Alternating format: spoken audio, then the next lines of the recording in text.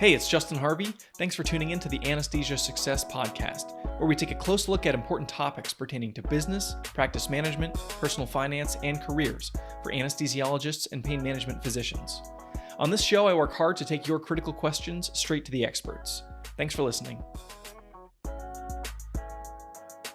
This week is the first in a two-part series dedicated to stories of pain practice ownership, one as a solo practice and one as a partnership. This week I'm talking to Dr. Shachi Patel, who is the founder of the Delmarva Pain and Spine Center. After reflecting on my discussion with Dr. Patel, I really think that this episode may be one of the most important conversations that I've had to provide real actionable insights for solo pain practice in the interventional pain community. I believe so strongly, this is no surprise, that physician autonomy is something we need to protect and cultivate, and equipping doctors to run their own practices is really important for the future of healthcare and patient care and our society in general, not to mention physician well-being, which obviously is near and dear to my heart as well. Dr. Patel, in today's episode, gives us a play-by-play breakdown of how she started her own practice from scratch straight out of fellowship. And it's my sincere hope that there are others out there listening right now who perhaps have this same dream of practice ownership and who just need a little bit of guidance and a little bit of context and are maybe going to dive in and take this journey themselves. So I hope that this episode is an encouragement and a resource. I'm also excited for next week when I talk to Dr. George Hanna about his experience in merging with a few partners to start an interventional pain practice in Manhattan and everything that went into that. So these next couple episodes I think are really special. As always, thanks for tuning in. Hello and welcome to episode 55 of the Anesthesia Success Podcast. I'm very pleased to be joined today by Dr. Shachi Patel. Dr. Patel is an anesthesia-trained interventional pain physician. She's a practice owner and entrepreneur. She collaborates in industry. She does a lot of things really well, and she started doing it very early, straight out of fellowship. So I'm really excited to be joined by her today to have her tell her story. And for any fellows out there who are wondering, is it possible for me to conclude fellowship and then go straight into solo practice? Here's a shining example of somebody who has done it, and we can hear from her today about how all that unfolded. So Dr. Patel, thank you for being here. Justin, thank you for having me. I'm excited to be here with you today. So I'm curious, as you were proceeding through your medical education and residency, and then eventually thinking about a pain fellowship, you probably had certain ideas about the way you assumed your career would unfold, the different opportunities out there that you thought, I like this model or that model. At what point did solo pain practice sort of come onto your radar? Well, it was an evolving journey. I will say that when I was finishing medical school and starting residency, I really thought I was going to stick around in academics. And then, residency's tough. Lots of call, especially anesthesia residency, lots of call, lots of long hours. And you start sacrificing the things you care most about, which is your family and your time with your friends and your weekends. And there was a shift through residency where I realized I didn't want to live that life for the rest of my life because I had other priorities that I valued just as much. And so I started to think about my career itself in anesthesia and in medicine and what I wanted out of it. And ultimately, somewhere in the middle of residency, I was driven to realize I really enjoyed pain management. I liked that it was outpatient. I liked that it allowed me to do private practice and have a more balanced lifestyle. And so somewhere in residency, that academic to private practice shift happened. And then in fellowship is when approaching fellowship, and then in the beginning of fellowship is when I really was more confident that I'd be able to do this right out of fellowship and do my own solo private practice. It's funny you talk about, priorities and autonomy. The joke, so I'm a business owner with my financial planning practice, and the joke in our little corner of the world is entrepreneurs are people who work 80 hours a week for themselves because they don't want to work 40 hours a week for someone else. And there's obviously still compromise in being with your family and your friends and having your weekends. And I'm sure that over the last few years, although you eventually do get up to a place of, stability, there's a heavy lift on the front end, and none of those benefits of mature entrepreneurship are enjoyed at the outset. So talk a little bit about how your expectations and desire for those things was sort of met with the realities of having to learn on the fly. Yeah, so you mean like with me now as a solo provider. I mean, definitely the hours can be quite long sometimes because you're bringing a lot of work home, especially administrative work. Yeah. But it's different because you get to do it out of the comfort of your own home, and you get to do it after you've tucked your kids in this, into bed, Hmm. and it's more manageable, even though it's what you said. You're doing 80 hours of work, but because you're doing it on your own schedule, it feels a lot less. So talk about the people with whom you spoke as a fellow, and you're probably pitching this idea. Probably at the beginning, it's like a little bit bashful, like "Holy cow!" Do you know anybody else who's done this? Is this even a good idea for me to be thinking or talking about? And who was it in those discussions that was an encouragement to you or helped to give you the framework in which you eventually sort of constructed this endeavor? So it was actually a couple of factors. So when I was in fellowship looking at jobs, the prospects in the area that I wanted to practice just weren't looking that great.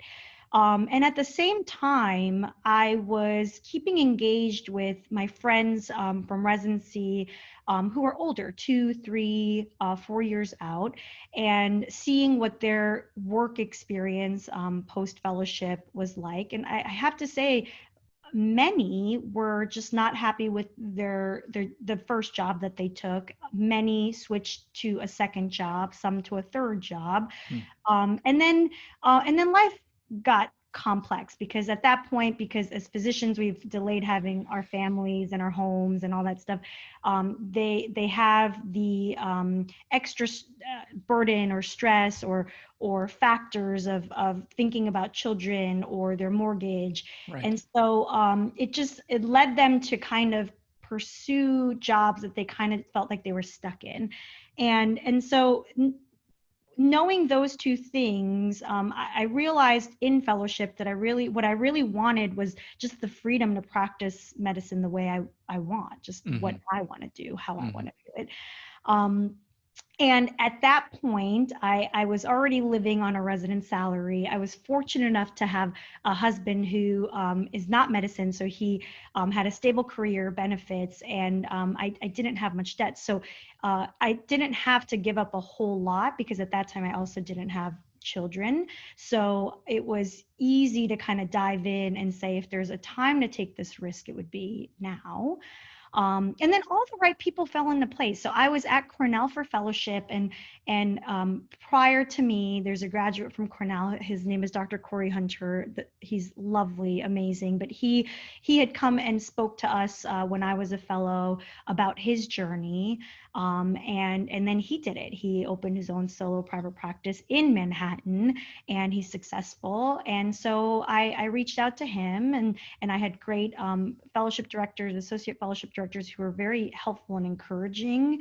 And all of that kind of fell into place based off my decision and wanting to pursue this. And so I then was more confident in my Hmm. ability to do it. So you mentioned a couple factors. So your husband was supportive and, had an income that always helps. You had the mentorship and you had the desire just from like a clinical standpoint to practice the way that you saw fit. Were there any other factors as you sort of did this self-assessment to see like, is this really right for me? Any other things you looked at, you thought, you know what, this is something that either disposes me to do this or is something I'm going to have to like compensate for and adjust in order to still be able to pursue this dream? Yeah, I think debt is a big one. I didn't have debt at the end of fellowship, and during fellowship itself, I worked. I was done with anesthesia training, so I actually worked as an anesthesia attending, moonlighting, while at the same time finishing fellowship as a fellow in interventional pain. And so I was able to kind of eliminate my debt completely, and actually create a little nest of savings. And so that having financial confidence, right, and not feeling like having being locked down because of the intense amount of debt from all the training was a huge factor in wanting to do this now. Because again, it goes back to like I was living a resident lifestyle. Yeah. I was not used to like a big home, big car, fancy things. It was just I was used to living within the salary that I made as a resident, and my husband was too. And Yeah. And if there's any time to do it, it's why not do it then when you have no debt, minimal risk, because I don't have children I need to think about Yeah.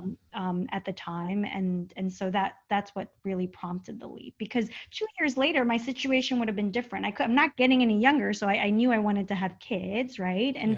And then once you have kids, you kind of want to have a safe home. Yeah. You don't want to move from here to here and here to here. You don't want to change, locations too often.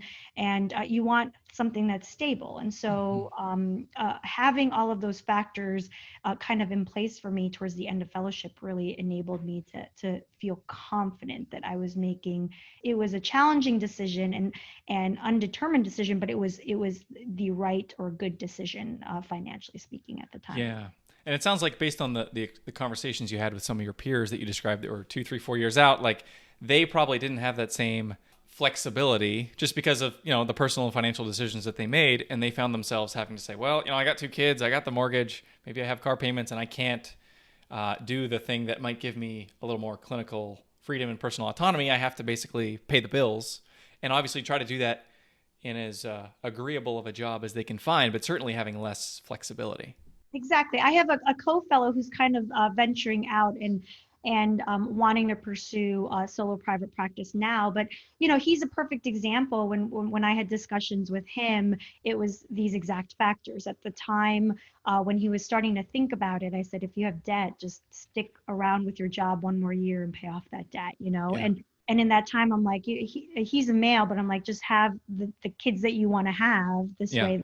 That's also not something that you'll have to like take time off for or worry about. Yeah. Um, and then give your spouse the opportunity to have stability returning back to work because the whole kids picture is out of the way. And Right. this you have some comfort and liberty and freedom to pursue this journey of starting a practice because you don't know how it's going to go, but at least you're not worried about the other things that really do matter, which is your family and your spouse and your kids and all those things and debt. Yeah. I'm interested because, this is a common, it's a shared question by any resident or fellow out there. And something my wife and I have talked about is like, how do kids fit into the landscape of physician training? Do we just go for it in residency or wait until, attending hood? And it's funny because as you describe your own journey and the way that you're thinking about this, it's easy for me to imagine another person who's asking them these questions of themselves could have said, oh my gosh, I can't start a practice because then I'll be like 9 months into the practice and then I'll find out I'm pregnant. And then I'll be like, a year and a half in and I'll have to take a month off, or like, how am I going to deal with that? Or how is the business operations going to be sustained during a time of having a child? But clearly that didn't dissuade you. No, I mean, I definitely had that worry. You had a great speaker previously, Dr. Abraham, Mm-hmm. and this was something that I had discussed with her when I was a fellow. Okay, this was not even after I opened a practice. This was when I was thinking about all these things, and she said. She looked at me and she goes, "That's not a worry at all. You just get have a kid." She's like, "On your first day you open, you're not even going to have a single patient. So what are you worried about getting pregnant for?" And I'm like, well, actually, that's true. So in the beginning, as you're building your patient volume, it's not like you're seeing, 40, 50 patients a day Yeah. from the get-go. You're building that volume and that takes time. Yeah. And so you have gaps. And so it's actually easier to have a child and actually have more time to that you feel like you had with your child in the beginning when you're just starting off because you're still growing that practice. Now, that doesn't mean it's completely worryless and it was an easy process. For me, it wasn't. My journey was more like what you said. Like I think it was like 6 to 8 months into my practice when I opened is when I was pregnant with my first child, my first baby, and for me to have the security of having some time off, I had to find a locums physician to kind of Okay. come in to give me that comfort. But that's the thing. Like in fellowship, I never thought about that. Like, oh, I just hire someone to replace me for a couple of months. But that's what I did. For Yeah. me, it was important to be home for a couple of months. I wanted the maternity leave. So Yeah. I hired a locums physician to fill my role and continue to do what I do at the practice while I was at home. And you still oversee the administrative parts of the business, but the day to day, the execution of the clinical stuff, you could hire someone to do that. Yeah, that makes a lot of sense. And when you explain it like that, it's like, well, we just, hire someone to do the work while we're not there. That's the kind of thing that probably people don't even understand could be an option, that you just sort of, you thought, you know what, I'll cross the bridge when I get there. And then you did, and then it worked. And then you came back and your practice didn't burn to the ground while you were gone. Right, exactly. And the patients love it. They love it when you come back and they're happy for you. Like, oh, Yeah. show me pictures of the baby. How Yeah. are you? Like, did you get some time off for you and your family? And I'm in a smaller community, but they just love and support you. And I didn't, the way it kind of fell into place and the way it happened, it couldn't have been more conducive to what we as a society should do for women who have children. And I love how you built that for yourself on your own terms. I think it's splendid. Thank you. So I'm curious though, I want to rewind a little bit. It sounds like you had the mentorship. You did the self-assessment. You thought, I'm wired to be able to do this from a personality standpoint. I've got a stable home situation with my spouse, earning an income, and we haven't yet like ramped up our lifestyle. We don't have kids. We don't have debt. Like the pieces are in place, but there's still the actual, learning what you need to learn and then implementing hopefully what's going to be a well thought out strategy. So take me to that sort of the beginnings when you sit down with like a blank notepad and you're like starting to make a list of all the stuff, or even just the people who are going to give you the lists, because we don't even know, at the beginning probably what that looks like. How did that process unfold for you? Well, in the beginning, I created a business plan. Really, it was just like thinking about location, which for me was just where do I want to be? And to me, it came down to I want to practice where my family is because I want to be with my family. And then trying to understand and ascertain what the market of pain management is like in that area. Understanding the payer mix, the established reimbursements that were happening. And a lot of that is not stuff like I knew, right? I was a fellow, I'm still learning these things. And so that's where like you need good people on your team, but a healthcare consultant can in a local area where you want to practice can really help give you some of that information and foresight. And so that's where I started. I gathered some of that information, and then it kind of just fell into place. Like it was like, okay, this is manageable. This is doable. I think I have the person, like you said, personality, but I think I have the personality to really make this happen and execute this. And then it just started that way, but a business plan. And then eventually when you start thinking about, when you create the bigger picture, then you start thinking about the nitty gritty, and then you'll eventually create a pro forma statement down the road. But in the very beginning, it was like, can I do this or can I not do this? And some of that is just personality. Like, do you want to do this or do you not want? That's what my husband would say. Do you want to do this or do you not want to do this? If you want to do it, I support you. Just do it. And that's really what it came down to, is wanting to do this. And personality wise, I think it's really important to, like, if you're outgoing and you thrive with other people, which is something that I just naturally need to be able to be happy. I think it goes a long way in this business, the medical business, because you're in the service of other people. So it sounds like there was an integral relationship there that you sort of mentioned and then kept on going with, which is a qualified healthcare consultant to help you do the SWOT analysis, strength, weaknesses, opportunities, and threats for your business, evaluate payer mix in a geographic locale, say like who's the competition, how many patients can you reasonably expect to bring on in a certain period of time, probably help with contracting, and giving you a lot of the questions that you need to ask and then help you answer them. So how did you find, a consultant, we kind of joke like that could mean literally anything and everyone could call themselves that. So how do you find someone who can solve the problems which you found? Right. So I really need to figure out if I could be competitive in the market that I'm in. And I did use a consultant. And the way I found her name is Tina, is through Dr. Corey Hunter, who I mentioned before. So he came to talk to us when I was a fellow, as a fellowship talk, and he talked about being a solo private practitioner, and he also mentioned a consultant, and I reached out to him and just said, who was the consultant you use? Can you give me some guidance? And then I reached out to her, and it wasn't just her. I reached out to a few other consultants and interviewed them and figured out who was right for me, who wasn't, who I enjoyed working with, and then settled with her.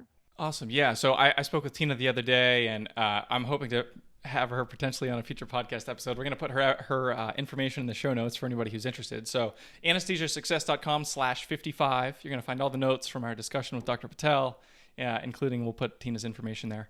So you hired a consultant and they helped you lay the groundwork. Talk about cost a little bit, like, and the financing element. Obviously, starting a medical practice costs a lot of money, and most people don't have the bank account to be able to stroke the check for that. So how did you think about financing?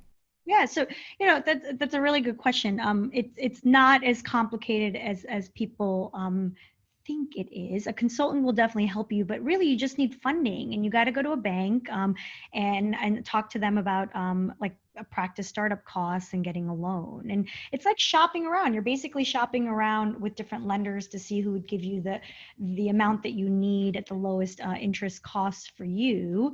But before you go and do that with the banks, you got to make sure you have the stuff that we just previously mentioned. Like, are Yeah. you in a good market? Do you have a good pair mix? Are you going to offer a competitive edge, or is it saturated already?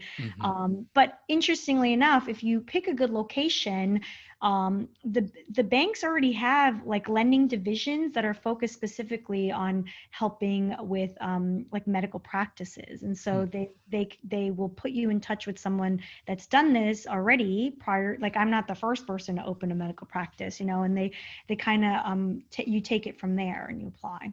So the bank put you in touch with another physician? No, sorry, it's someone within the bank itself that Oh, I they see.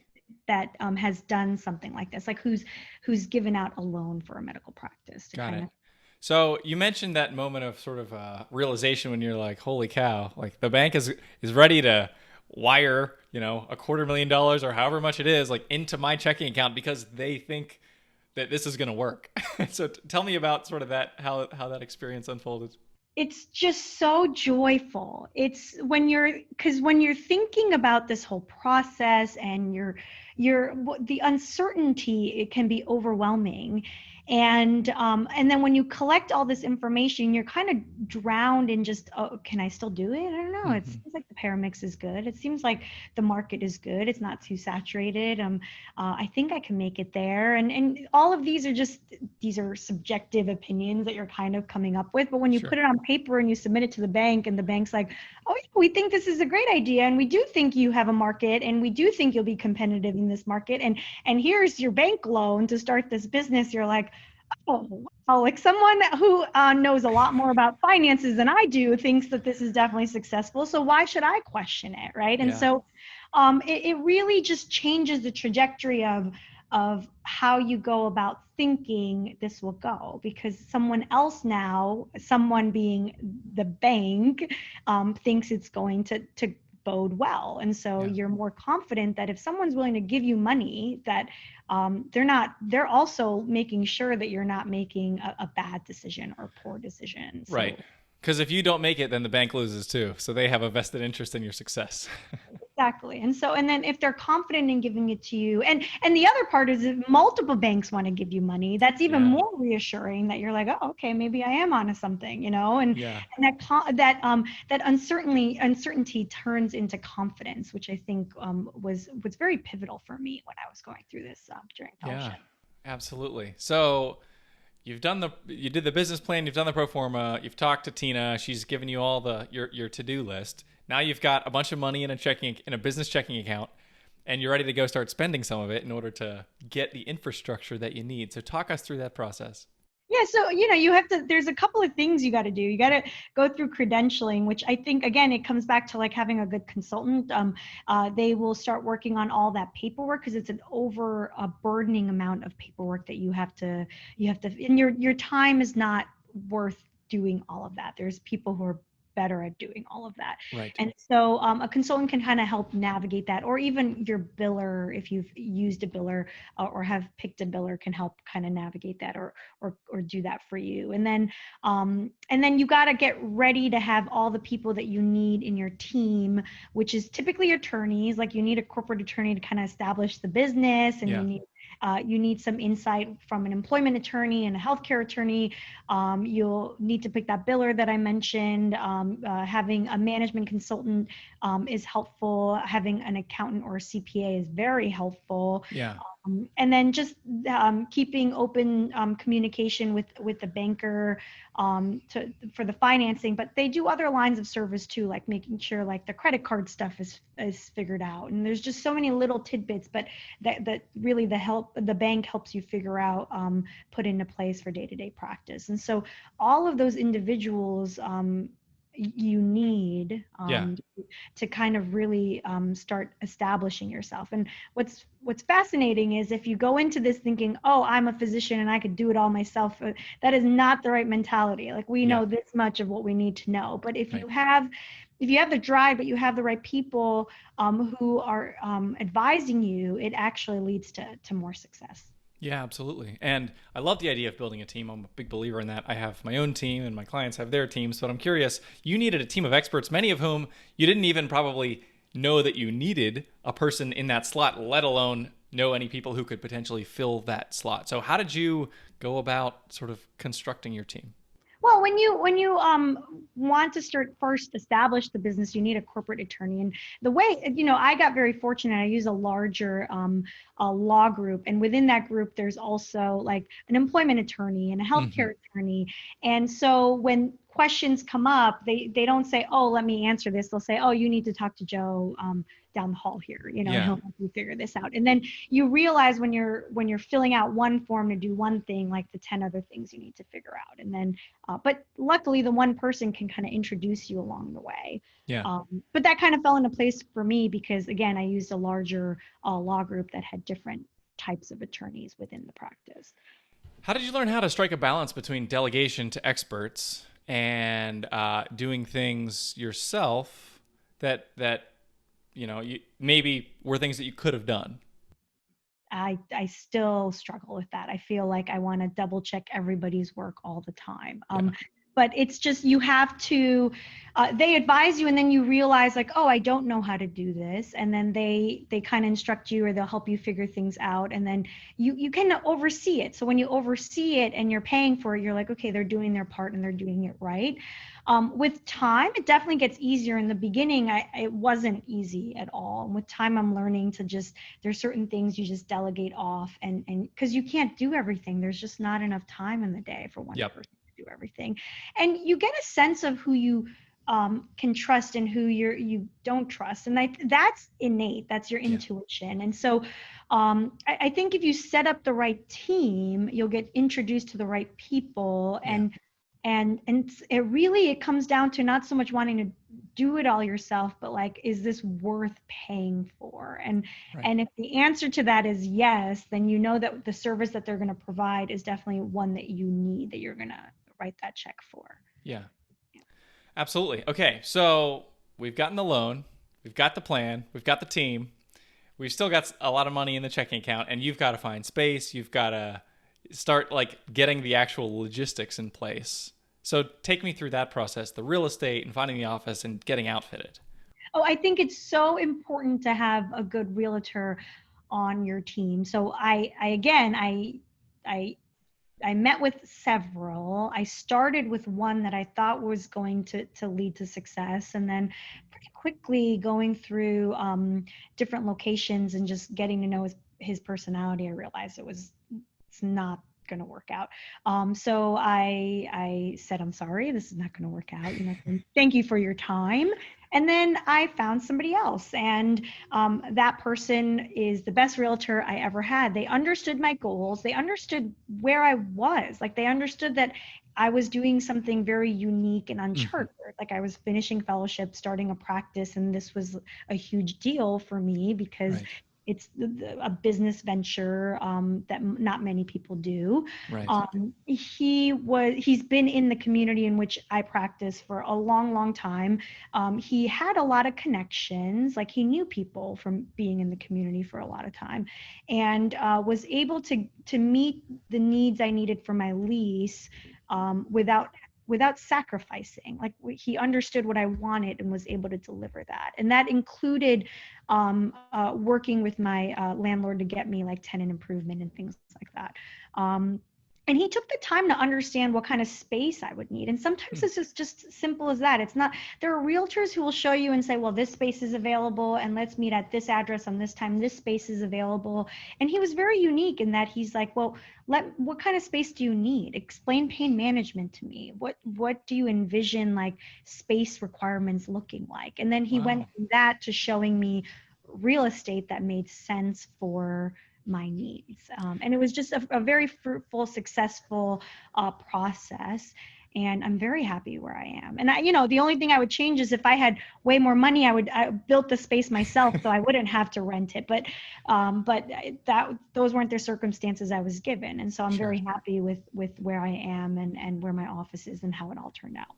Awesome. And that shows, I think, a lot of, it shows a lot about that real estate agent, that he's empathetic, he's a listener, he wants to understand. I think that's probably, if you're going to succeed in any profession, definitely medicine, definitely financial planning, what I do, like you need to be good at asking questions and then just don't say anything and then ask why 2 or 3 times in the process. And you're going to learn a lot. And the solution that you would have came in with at the outset is probably going to evolve pretty significantly by the time that you understand really what makes this person tick. So that sounds like this person was really on point for you. Yes. He was great. So I think it's really important to have a good realtor, and it's okay to say no to a realtor and move on if you're not happy with what they're showing you or you feel like your time is wasted. And then after you find the space, I think it's really important to think about all the state and local requirements you'll have to build out that space. So like, because we do pain management, there's fluoro, like X-ray requirements, there's accreditation requirements, there's you need a good architect to kind of help facilitate all of that, right? Because I'm not a physicist. What do I know? So you need someone who can educate you on those state and local requirements. And then the part where you said, where it's like, how do you just let go and let them delegate? Well, being on top of the contractor, I would say, if you're approaching this, just make sure you're constantly engaged with the contractor to make sure they're on time and they're doing the right thing and they're getting the right products and just everything is falling. Yeah, make them be specific, make them give you a timeline and make sure they adhere to it and create some accountability. You'll probably get a much better result, I'm sure. Yeah, exactly. On the timeline that you want. If you don't oversee it and you don't present yourself as someone who's like active in the process, then again, I was active in the process, so everything went by my timeline. But in my mind, I think it's because I was just meticulous about making sure they were on time. Absolutely. So I know one of the sort of black box type questions that would scare away other interventional pain practitioners from taking this step is, holy cow, how do I contract with payers? That just seems like this whole huge bureaucratic administrative mess that is designed specifically to make physicians miserable. How could I ever navigate something like that? It seems like an inaccessible hurdle. So talk through that process specifically and how it unfolded. Yeah, so, credentialing and contracting, like when I was doing the market research, the first thing you want to find out is if the market's saturated or not. If it's a saturated market, insurers are going to come back and say, we already have all the doctors we need in network, right? And they're not going to easily get you in a network. Luckily for me, I picked a market that wasn't too saturated. And then the credentialing process, it just takes time. It's paperwork. It's tons and tons of paperwork, resubmitting applications, resubmitting signatures.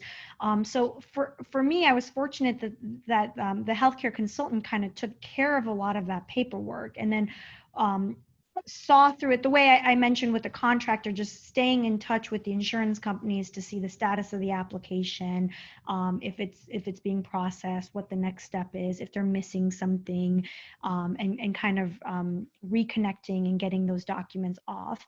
And then it takes time. Some came in quick, a couple months to 6 months, and others took a long time, like a year.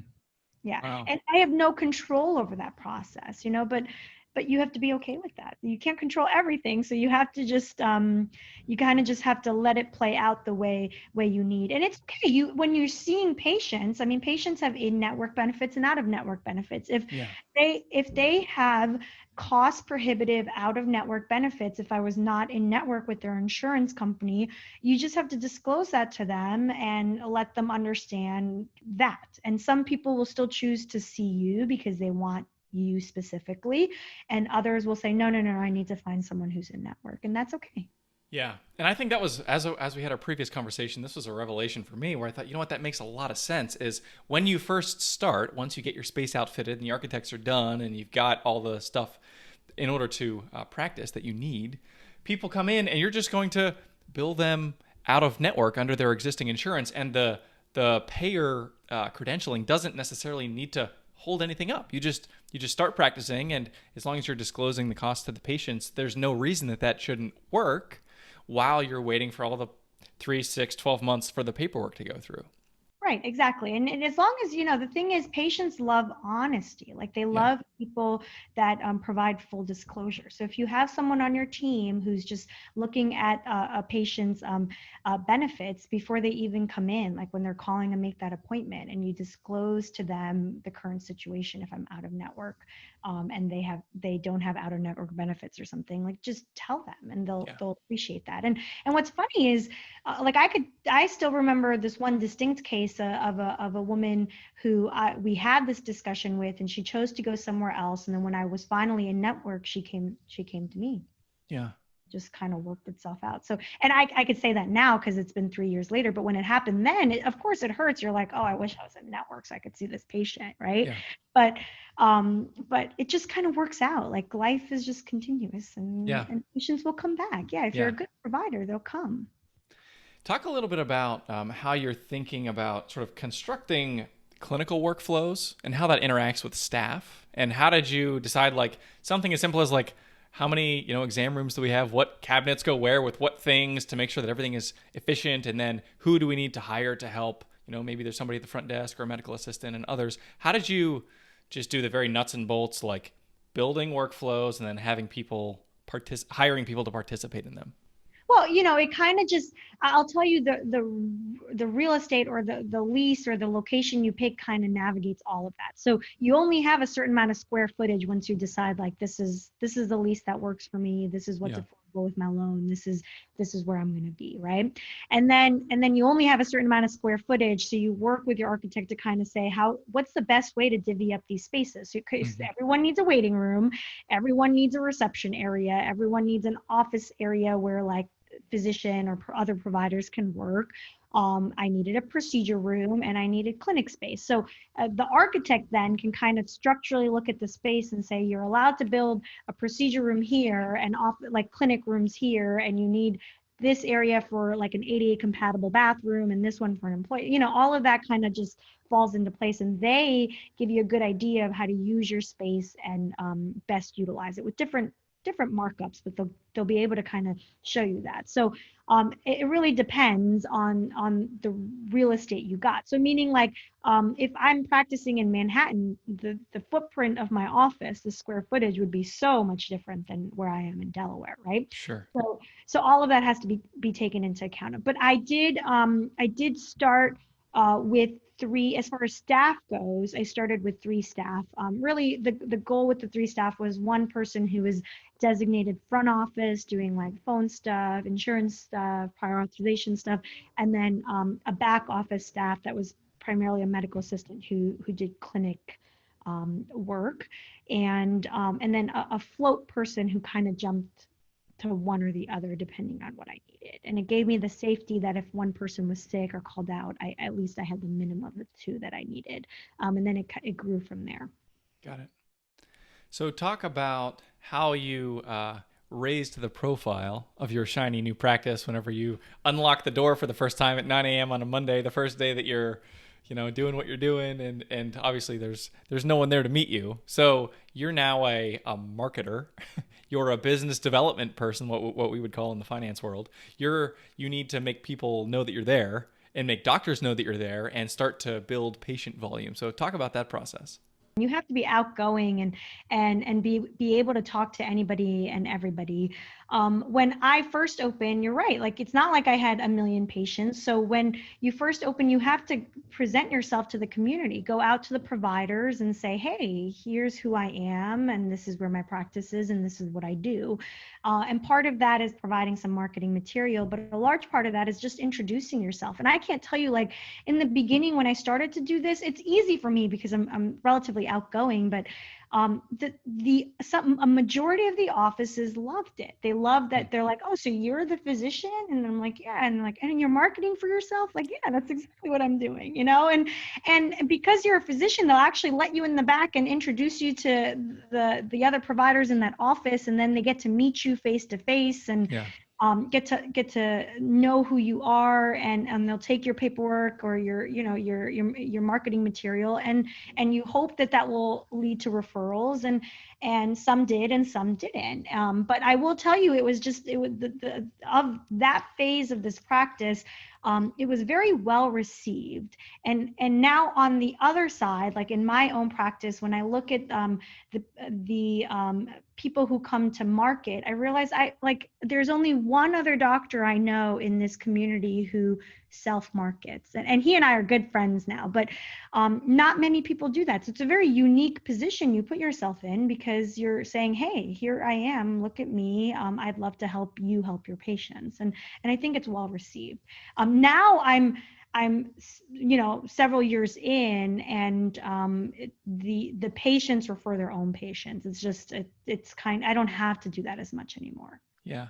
I mean, obviously it was an adjustment. They don't teach this in med school. They don't teach this in residency, like the fine art of knocking on physicians' front doors and introducing yourself. So did you find any like methods or how did you succeed? I mean, again, there were definitely like offices that were well receptive, and there were others that were like, okay, cool, I got the information, thanks, have a great day. Yeah. I guess I don't it was just natural to me, and I think Yeah. it's because when growing up, it's kind of like what Nirmala said to you in her podcast. Like, she had an upbringing where her dad kind of created this path for her, and I had an upbringing where my parents did that. My parents were also entrepreneurs. They had gas stations, hotels, things like that, and so I learned customer service at a very young age, and I had to continue it through my years at home, and then talking to people, no matter what walks of life they're from. You just engaging them, listening to them, connecting with them is just something I've learned through the years. And so knocking on an office's door, and going up to the window and saying to the receptionist, hey, I'm Dr. Patel, it's very nice to meet you, I open my own pain practice, it's blah blah blah blah blah, I'd love to tell Dr. so and so about it, and get referrals for patients if I can help them. And I'm generally in a very nice community, and a majority of people were, well, thank you for visiting us today, and let me introduce, I think the doctor actually has a few minutes to talk to you, and they'd bring me back, and I'd get to chat, and then that was it. Yeah. Yeah, so we've mentioned this episode a couple times now. So anesthesiasuccess.com/48 was with Dr. Nirmal Abraham, and she has a lot of great experience in all these similar types of things. We talked about doing this in the HOPD context in our discussion, but she, I know, has been an instrumental mentor for many in the pain community, and I know that you shared that she has had a big impact on your practice.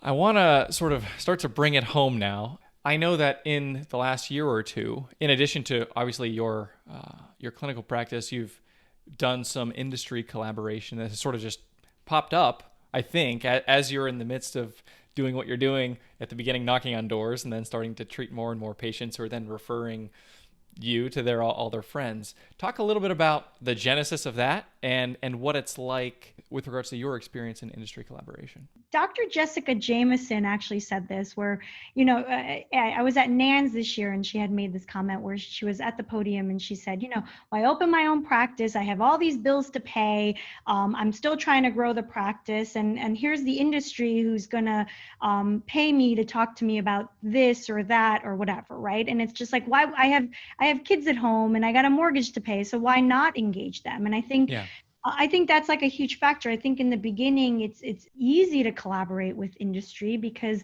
they are helping you in a way that helps grow your practice, but also in a financial way. And so I think it's kind of in the private practice realm, it's something that kind of falls into place. But I will say, I think my collaboration with industry really started from my networking with a lot of private practice physicians, like people who have kind of mentored me, advised me, and then who I look up to for advice or clinical help. And, people like Tim Deere, Jessica Jameson, Neil Mehta, Corey Hunter, Nirmala, Abraham, like all these physicians you meet over time, and you meet them at conferences and you meet them at other conferences. And then in between you run ideas and clinical questions and tough situations by them, and you build a rapport, and they get to know you, you get to know them. And then with time, if someone that they work with in industry says, hey, who's a physician that we should work with, I think your name comes up. And I think that's how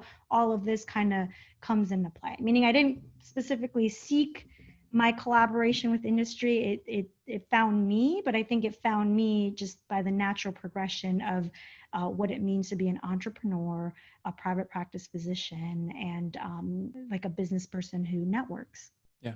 Well, you have a very diverse skill set, and I think some of those skills were sort of just dormant for a while. But it's clear that you have a lot of just disparate types of skills that aren't inherent to all physicians, and it's enabled you to prosper in ways that are not common, which is it's really fun to be able to hear about and to see. I'm curious, for our listeners out there, are there any resources or any other things that we haven't mentioned already that where you would say, like, if you're thinking about doing this, definitely read this or look at this or talk to this person to be able to just do part of the due diligence for this process?